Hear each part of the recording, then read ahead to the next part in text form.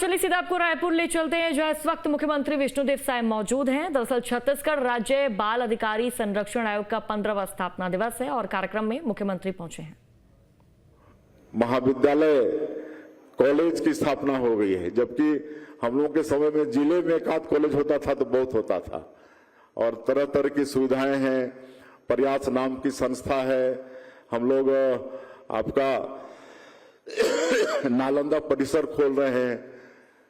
हम लोग बच्चों के लिए कोचिंग करें, इसके लिए दिल्ली में भी सुविधा दे रखे हैं, यूथ ट्रैवल हॉस्टल, और फिर लोन की व्यवस्था है।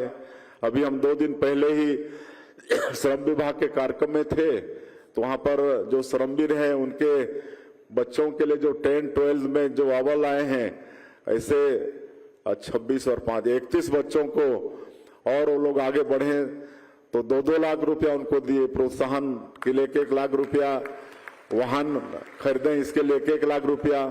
और ऐसे श्रमवीरों के बच्चों के लिए अगर विदेश भी पढ़ाई के लिए जाते हैं तो श्रम विभाग से ही 50 लाख रुपए तक की उनको सहयोग करने की व्यवस्था है। तो सरकार की बहुत सारी योजनाएं हैं, उन योजनाओं की जानकारी लेकर हमारे बच्चे आगे पढ़ सकते हैं। आज गरीब परिवार के भी हैं तो गरीबी या संसाधन उनके आगे पढ़ाई में कोई बाधक बनने वाला नहीं है। सिर्फ वो मन लगा के पढ़ें, आगे बढ़ें और विकसित छत्तीसगढ़ बनाने में सहयोगी हों।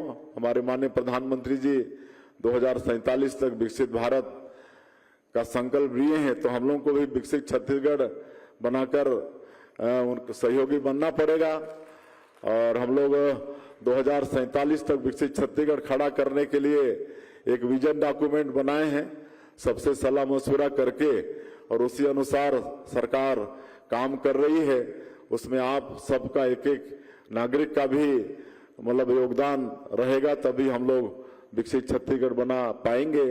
मैं फिर से एक बार अध्यक्ष जी को और पूरे विभाग को और आप सबको आज के इस स्थापना दिवस समारोह में आए अपने तरफ से धन्यवाद करते हुए, अभिनंदन करते हुए अपनी बात समाप्त करता हूं। जय हिंद, जय छत्तीसगढ़।